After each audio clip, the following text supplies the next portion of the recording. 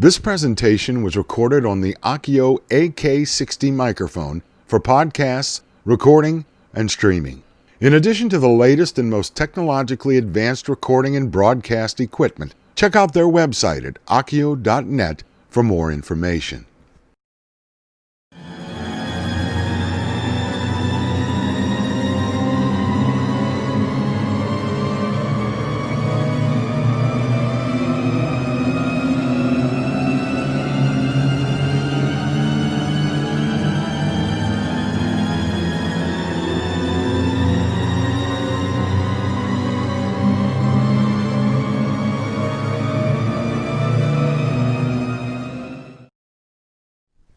Hello everyone, and welcome to this very special 50th episode of True Crime: Man's Dark Imagination. In August of 1990, a killer stalked his prey. The victims were defenseless and unaware of the horrors they would experience. This killer proved messy, somewhat disorganized, but would keep all of the state of Florida in paralyzing fear until authorities could catch him. This is the true story of the Gainesville Ripper.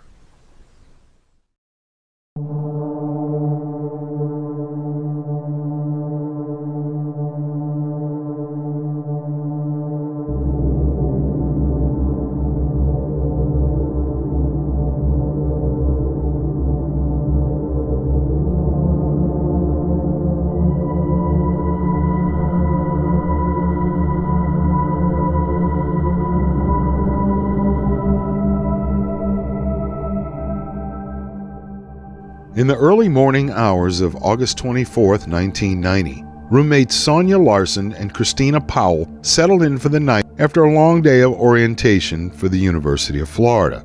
Sonia fell asleep almost immediately. Sometime during that early morning, an intruder entered the abode armed with an automatic pistol and a Marine K-bar knife and made his way to Sonia's bedroom. The assailant entered the bedroom and immediately stabbed Sonia in the chest area. After the initial strike, the intruder then put tape over the young girl's mouth so her cries of agony would not be heard by anyone else. He continued to stab the young girl, with her attempting to fight off his attacks, but to no avail. Sonia received stab wounds in the arms and a deep slash to her leg. She remained conscious for just a few minutes until she finally succumbed to her wounds. When the assailant finished with Sonia, he then made his way downstairs, where Christina remained undisturbed from what just happened. The assailant took Christina by surprise when he placed double strips of tape over her mouth, then taped her hands behind her back. The assailant then began tearing at her clothes with the knife and committed sexual battery upon the defenseless young girl, threatening her with the knife the whole time. After the intruder finished, he forced Christina to lie down on the floor near the couch and proceeded to stab her 5 times in the back, killing her. After murdering Christina, he posed the bodies and then left the apartment. In the early evening hours of August 25, 1990, the assailant struck again when he pried open the sliding glass door of another apartment with a screwdriver. The apartment was occupied by University of Florida college student Krista Hoyt, armed with the same weapons as he brought with him to the Larson-Powell apartment. The assailant waited in the living room for Krista to return home. At approximately 11 a.m., Krista walked through the door of the apartment, and the intruder attacked her from behind, catching the young woman off guard. He placed her in a chokehold and, subduing her in a brief struggle, placed tape over her mouth and her hands, then led her to the bedroom, where he forced her onto the bed, threatening her with the knife, tore off her clothes and undergarments, and sexually assaulted her. After he finished with Krista, the assailant forced Krista to lie face down in her bed. Stabbing her in the back, he ruptured her aorta, killing her. At approximately 3 a.m. on August 27, 1990, the killer who caused such havoc within the last week went to a third apartment occupied by roommates and college students Tracy Pauls and Manuel Manny Taboada. The assailant used the same method to enter the apartment as he had Krista Hoyt's. He pried open the sliding glass door with a screwdriver. At first, the intruder crept into Manny's bedroom and struck swiftly with a knife blow to the young man's solar plexus. The stunned young man tried his best to fight off the attacker, but he proved too strong. Additionally, The initial knife thrust into Manny's body struck his thoracic vertebrae and paralyzed the young man almost immediately. The killer stabbed Manny repeatedly until he stopped moving. Tracy heard the commotion, and when she went to investigate, she saw the attacker's face. She ran back to her bedroom and tried to lock the door, but the attacker would not be denied and burst through the flimsy barrier. The killer subdued the young woman, placed tape over her mouth and hands, then tore off her t-shirt. Tracy was helpless as the assailant took advantage of her, then turned her over on the bed, stabbing her repeatedly until she died. The murderer then cleaned and posed Tracy Pauls before finally leaving the apartment. When no one from either the Powell or Larson families could get in touch with their daughters for the past 2 days, they immediately telephoned the management office, who, in turn, sent the maintenance man to the apartment to see if he could discover anything. When the maintenance man used his pass key after knocking several times without any response, he was met with a scene he'd never witnessed before, nor since. Leaving the apartment in a hurry, he called the police department to report he witnessed a bloodied body in the apartment where Christina and Sonia resided. Within 5 minutes of the urgent call, Officer Ray Barber of the Gainesville Police Department heard the call on the radio and responded. When he arrived at the courtyard of the complex, the maintenance man, still shaken from his discovery, met Officer Barber and informed him that there were a few anxious parents who had not heard from their daughters. The maintenance man handed off the responsibility of meeting the parents to Officer Barber. Frank and Patricia Powell knew that their daughter, Christina, knew that they were driving over from Jacksonville that morning, and no one saw her since early Friday morning, even though her car was parked in the complex parking lot. Officer Barber became very uneasy, and this feeling increased when the Powells informed him that Christina's roommate, Sonia Larson, had not telephoned her mother for some time. After the bodies of Christina Powell and Sonia Larson had been discovered, and the crime scene technicians began their processing of the scene, by the time that Officer Barber radioed back for backup, the chief of the Gainesville Police Department, Waylon Clifton, arrived to stem the tide of the press corps that were already mauling the scene. Media liaison, Lieutenant Sadie Darnell, simply stated that 2 young women had been murdered after someone forcibly made their way into the young girl's apartment. Long before newspapers published the gory details, news of the murder spread quickly throughout the complex. One neighbor recalled that she did hear some loud music and loud banging against a wall, but thought nothing much of it as the girls were students and perhaps celebrating the beginning of their first semester in college. As the crime scene had been closed off and the crowds gathered around the apartment, a young woman parked her car and proceeded to walk up to the apartment where Christina and Sonia once lived. Plainclothes detectives immediately intercepted the young woman and discovered her to be Elsa Strepp, the 3rd roommate to the murdered girls. Once transported to a crisis center, law enforcement officers informed her of what occurred in the apartment. Elsa reacted with shock when it struck her just how closely she had come to meeting the same fate as her 2 friends. Officer Ray Barber was in a unique situation as a police officer. His wife, Gail, also patrolled the area of Gainesville as a member of the police force. When her husband returned home after the harrowing day at the Williamsburg apartment complex, she wanted to stay with him later that day, but she had a shift that night. When she reported for work at midnight, Officer Gail Barber received a call from the dispatcher to perform a wellness call on a records clerk who worked the midnight shift at the Alachua County Sheriff's Office, who had not reported to work the day before, and no one seemed to be able to get in touch with her.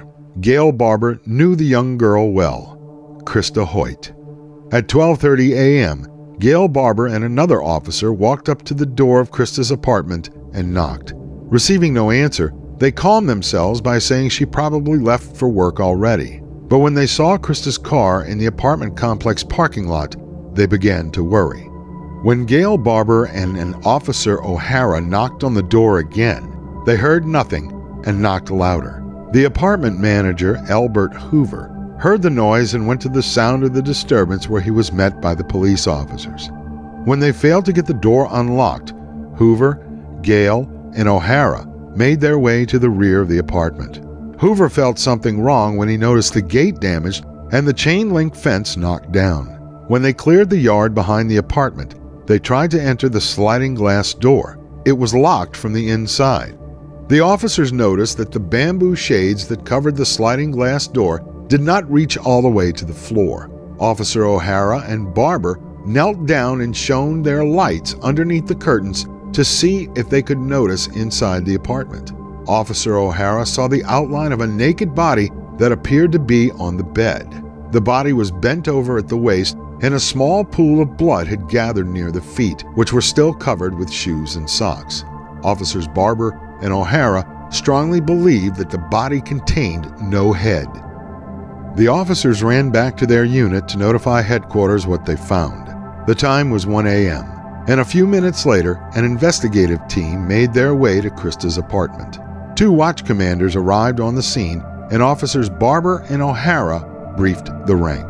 Subsequently, officers Barber and O'Hara were ordered to set up a perimeter as the officers and the rank waited for further backup before entering the apartment. Authorities noted that running water could be heard coming from the apartment, convincing them that the killer was still there. It would be more than a half an hour before they entered the apartment. When law enforcement finally gained access to Krista Hoyt's apartment, they moved very slowly, covering each other with a military precision. The officers first heard the drip of the shower in the bathroom. When they went to check it out, they turned it off and exited the bathroom. They confronted the most grotesque sight in front of them. Krista's head facing the officers, propped up on the bookshelf. When they entered the bedroom, her headless body was sitting on the end of the bed. Positioned there next to Krista's body were her 2 nipples. Officer Barber and O'Hara could barely breathe due to the shock of seeing their records clerk butchered like an animal in what was supposed to be a safe haven. Secure that the killer no longer lingered in the apartment, Barber and O'Hara exited. When the officers reached the courtyard of the complex, they met Gainesville Chief Clifton. Although it appeared that the Gainesville police had no jurisdiction in this particular area, they needed to be sure that the murder of Krista Hoyt was in some way connected with the murders of Christina Powell and Sonia Larson. When the Alachua County medical examiner arrived on the scene, nothing could have prepared him for what he saw. One of the officers let out a low growl when Krista was laid back.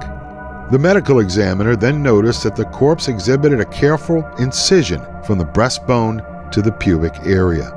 The victim's nipples had been sliced off and placed on the bed next to her. On August 28, 1990, for a couple of days, Manny Tawada's friends tried to get in touch with him, but to no avail. One of Manny's friends, Tommy Carroll, arrived at the apartment to check on Manny and Tracy at the request of a mutual friend of the 2 roommates, Chris Picarella, who had been trying to contact Manny since the previous Sunday. When Tommy called the complex, he spoke with the manager and explained the situation, and the manager stated that he would have the maintenance man, Christopher Smith, meet Tommy at the apartment. When Tommy stated to Smith that there had been no answer to the knocking, Smith took out his master key and opened the door. When they first opened the door, Tracy's nude and battered body lay in the hallway between the 2 bedrooms. Sitting on the floor above her head was a dark bag. Smith then slammed the door shut and locked it. A few minutes later, when he returned to open the door for the police, the door was unlocked and the bag disappeared. Sergeant Alan Baxter of the Alachua County Sheriff's Office, who also worked the crime scene at Krista Hoyt's apartment, perused the crime scene and the bodies, noticing that Tracy nor Manny suffered any mutilations like the other victims discovered over the previous 2 days. Sergeant Baxter surmised that perhaps the murderer had no time to perform any further defilements on the body and therefore left the scene. Sergeant Baxter discovered Tracy with a towel underneath her hips and her hair was wet. Authorities noted that upon the discovery of Manny's body, he lay where the attack began and ended. But for a young man who stood 6'3" and weighed over 200 pounds, he gave quite a fight. As the death of the 5 youths became public, the whole nation focused on Gainesville as having an active serial killer. Many law enforcement officers and criminal profilers began comparing the murderer in Gainesville with Ted Bundy, who had a penchant for young girls. But Bundy never murdered a young man. Bundy went to the electric chair just 1 year before this killer made his appearance known, after being convicted of a series of murders of young college students in Tallahassee, Florida in 1978. When news of the Gainesville murders reached around the world, the police fielded endless calls of people who accused their next-door neighbor, their boss, and even the black sheep of a particular family as being the now monikered Gainesville Ripper. Although most of the calls seemed to be cranks, investigators were compelled to check every lead, no matter how slight or bizarre. Through these leads, one name seemed to be mentioned over and over again: Edward Lewis Humphrey. One of the main spotlights upon Humphrey came from a police officer, Lonnie Scott, of the Gainesville Police Department, who informed his superiors about his neighbor, Humphrey. Roommates of the young man reported that they asked him to leave the Gatorwood apartments. When the roommates' concerns were reported to the manager of the complex, the manager asked the maintenance man to calmly and politely ask Humphrey to leave the complex. Humphrey responded by throwing a chair at the manager and the maintenance man. Furthermore, in an apartment complex across the street from Gatorwood, Humphrey entered neighbors' apartments uninvited, and when they locked him out, he would peer through their curtains with a psychotic stare. In the early part of August 1990, prior to when the murders began, authorities arrested Humphrey in Ordway, Colorado, for disorderly conduct. The authorities confiscated his car, and his grandmother, Elna Halavati, came to Colorado to rescue him. When they returned to Florida, Halavati found her grandson an apartment and hoped that he would settle down. Further background investigations of Humphrey's behavior produced reports of him and his grandmother engaged in violent arguments as they moved around the town in search of an apartment. Humphrey also threatened his grandmother on numerous occasions and pulled a penknife on a member of a fraternity house when they denied Humphrey entry into the house. With these reports, the authorities believed they had a prime suspect in the murders. Surveillance followed Humphrey everywhere, even having a helicopter hover over his car as he traveled from location to location. The police subsequently took advantage of an opportunity to arrest Humphrey when he and his grandmother had a violent argument and he allegedly struck her. His mother called the police, and Elna signed a formal complaint against her grandson, charging him with aggravated assault. Police drove Humphrey to the local hospital before bringing him in for questioning. FBI agents soon arrived and questioned Humphrey for 24 hours without an attorney, and when his public defender finally appeared, the agents sent him away, stating that there were no charges filed in the Gainesville murders and that he would not be needed at that moment. Although his grandmother dropped the charges that night, police still held the young man for questioning. Even though Elna refused to press charges, the police, seeing that perhaps their prime suspect for the murder of 5 young people may leave their grasp, decided to reinstate the assault charges, and the next morning he stood before a judge who pronounced a $1 million bond. This bond was set for a first-time offender for a minor assault charge. Immediately upon his appearance in the Florida court, the media began their negative profiling of the number 1 suspect, and authorities did nothing to stop the media blitz, even though they had other suspects in mind for the Gainesville Ripper. The only name released to the media was that of Humphrey. In actuality, investigators possessed no evidence that Humphrey was the killer, but they still asked for a search warrant for Humphrey's car, his person, and his apartment. 4 days after applying for the warrant, the court granted the authorities' requests. After spending several hours searching Humphrey's home, car, and person, authorities found nothing. The same occurred when they searched Elna Halavati's home. Elna became so distressed when she came home and the police ransacked her house. An ambulance had to be called. Even though law enforcement found nothing connecting Humphrey to the murders, it appeared the murders ceased with his arrest. Authorities remained unconvinced that Humphrey was not the culprit and continued to hold him. The public became convinced that police had their killer, and slowly, students who left the area began returning for classes and people quit assembling in large groups for protection. Even after the real killer had been apprehended, Humphrey was still considered viable. Humphrey stood trial for the assault charges, and the court sentenced him to 22 months in the Chattahoochee State Hospital, even though his grandmother refused to admit that he struck her. On August 28, 1990, in the woods near Krista Hoyt's apartment, a transient set up a campsite on the Monday afternoon following the murders of Sonya Larson and Christina Powell. Police noticed the man and another transient made their home in the woods and, according to police, participated in open drug use. When the police approached the encampment, one of the men stood still while the other ran from the police. After police captured the runaway man and arrested the two men, they discovered a bag with some money covered in some sort of pink dye. On the previous day, the armed robber of the First Union National Bank had been identified, but police did not indicate that one of the men arrested at the campsite could have been responsible for the 5 Gainesville murders. The man arrested, Daniel Harold Rolling, had been identified as the armed robber of the bank, and when he met the other man in the woods the day after the murder, Tony Danzy threatened to call the police on Rolling. Rolling fled and then burgled an apartment where he stole the keys to a car and tried to flee the area. He robbed several homes along the way and only left a trail of evidence including fingerprints and hair. When he tried to rob a convenience store, Rolling fled into the woods where he evaded capture. When Rolling attempted to rob a Winn-Dixie supermarket during the height of Saturday afternoon patronage, he held the manager at gunpoint to open the safe. But when the bookkeeper arrived to work in the afternoon, she learned what happened when she entered the store and then called police. When Rolling left the grocery store, the manager watched where he went, and when he got into a car and tried to drive away, the police pursued him. Finally crashing his car near an office building, Rolling ran into the office and then ran out the back of the building where the police stood waiting. Rolling tried to escape from the police clutches again, but he failed miserably and was taken into custody. 3 days after Rolling's arrest, the Gainesville Ripper story disappeared from the front pages of local media, and nothing was heard for several months.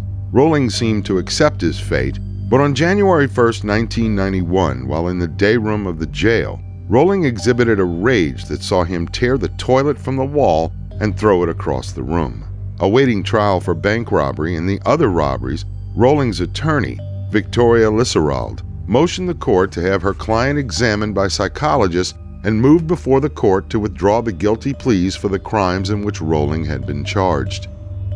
During the time that Rolling waited for his psychological tests and whether his attorney would plead insanity, Rolling began speaking to other inmates in what became later known as the confessions. Rolling became friends with another inmate, Bobby Lewis, the only man who ever escaped from Florida's death row. Rolling believed the only way he could get out of being placed on trial was to escape, and Lewis would be a good ally to have. The two hatched a plan where Rolling would fake a suicide to be placed in the same hospital ward with Lewis, and then the two would escape together. But what actually occurred was that Rolling decided he wanted to confess that he was the Gainesville Ripper, and he would confess only through Bobby Lewis to the authorities.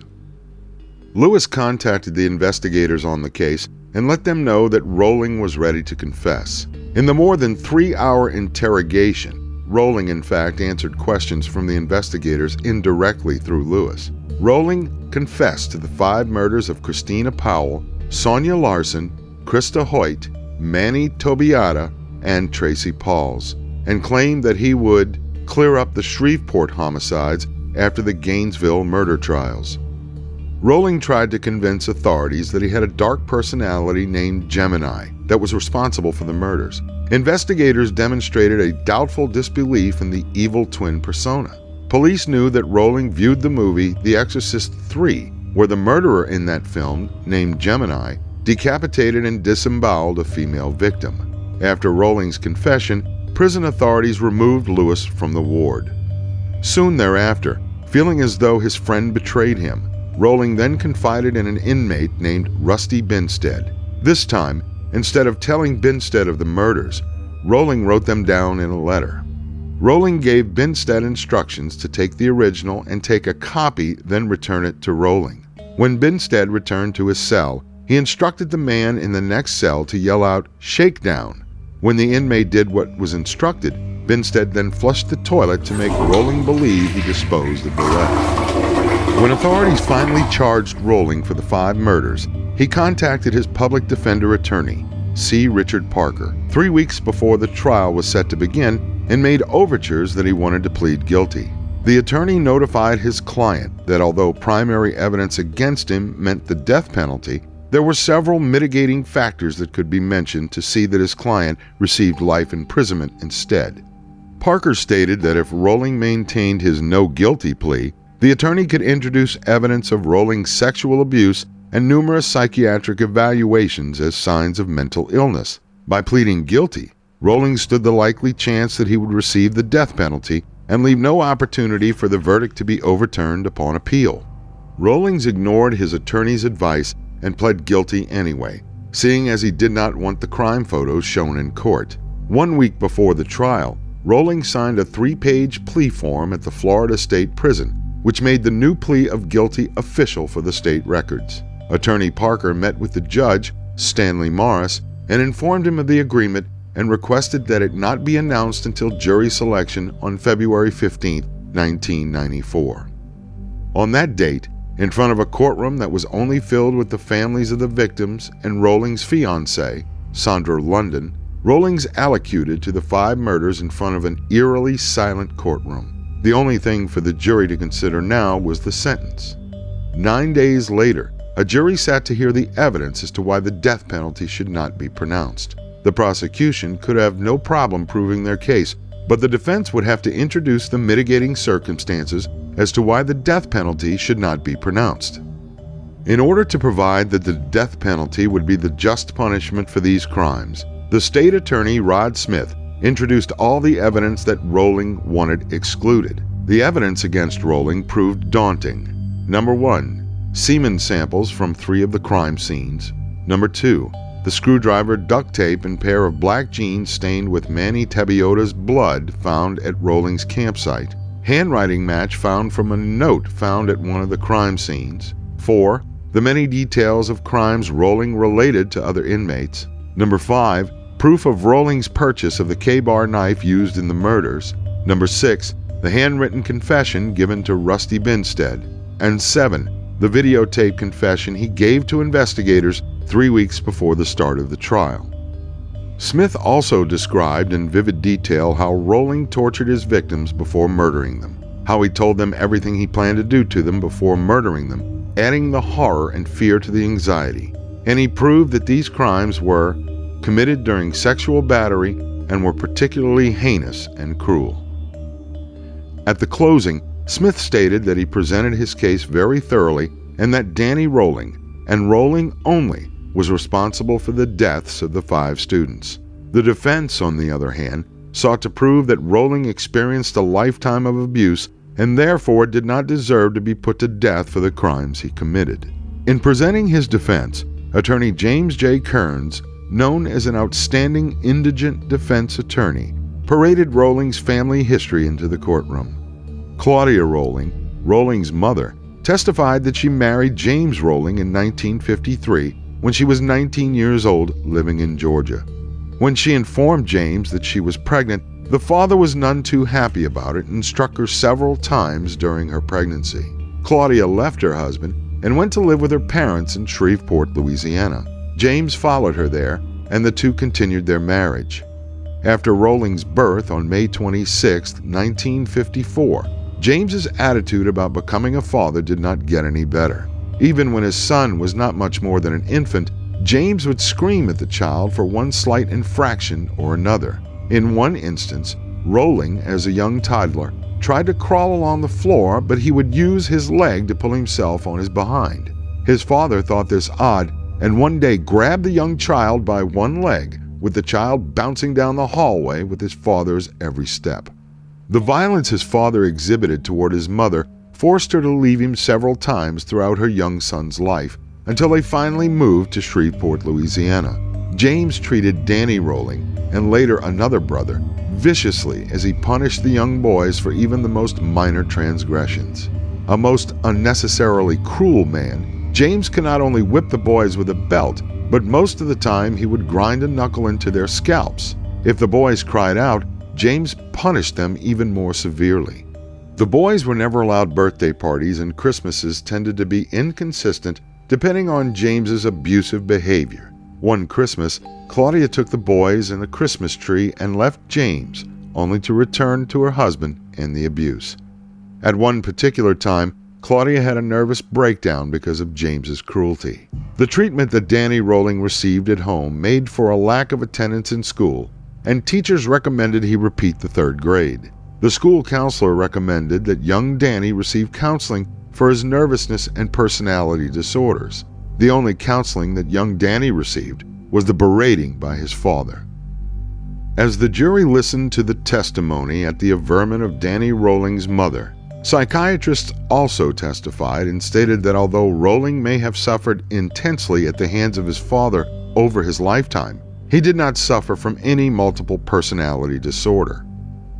After careful consideration of the evidence and testimony, and after charges from Judge Stanley Morris, the jury strongly recommended that Daniel Harold Rolling should die in Florida's electric chair for the 5 brutal murders he committed from August 24th through the 27th, 1990. Judge Morris had the final say, and after considering all of the evidence that the jury heard in the matter, the respected jurist stated that he wanted to hear from the families of the victims, the family of the convicted man, and anyone else that he considered important to rendering his final decision. Judge Morris held that the aggravating factors far outweighed the mitigating and ordered that Daniel Harold Rolling be sentenced to death for all 5 victims. After several appeals, on October 25, 2006, 16 years after the murders, Daniel Harold Rolling faced the executioner. On the day of his demise, he demonstrated no remorse, offered no explanations or apologies, nor did he make any comments. Rolling did leave something for authorities, though, before he finished his meal. He confessed to 3 other killings that took place in Shreveport, Louisiana, which took place on November 4, 1989. William T. Grissom, 55 years old, his daughter Julie, 24 years old, and Grissom's 8-year-old grandson Sean were found stabbed to death and horribly mutilated in the Grissom home. The murders in Shreveport and Gainesville held remarkable similarities, but although the Shreveport police held an open warrant on Rolling, they never pursued extradition as they hoped that Florida would execute the murderer. Later DNA evidence demonstrated that Rolling was not the killer of the Grissom family. After a final meal of lobster tail, butterfly shrimp, baked potato, strawberry cheesecake, and sweet tea, Rolling entered the execution chamber at approximately 6 p.m. After receiving the necessary injections to cease his life, the attending physician pronounced death to the 5-time murderer at 6:13 p.m.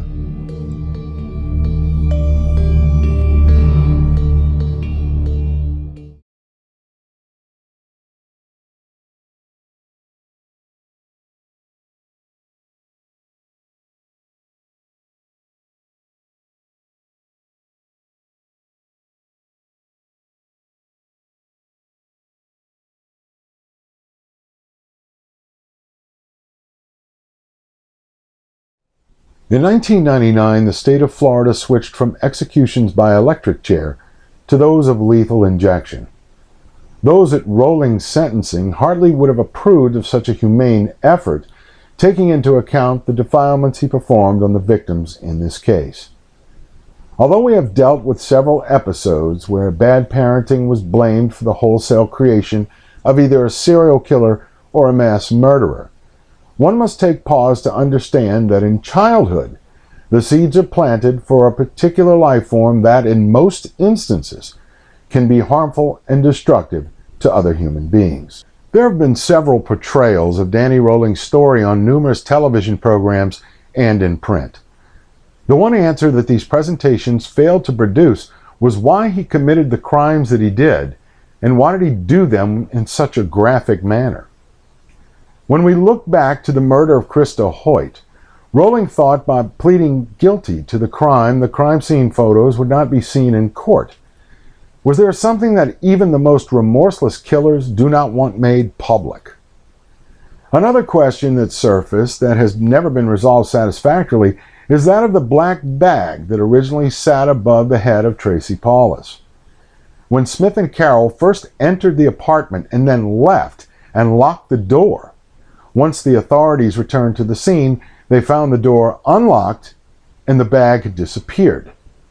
Was Rowling still in the apartment when the discovery occurred? We may never know the answer to that question. But again, with this program, we will continue to probe and to query. Thank you for watching our 50th episode on True Crime: Man's Dark Imagination. Until next time.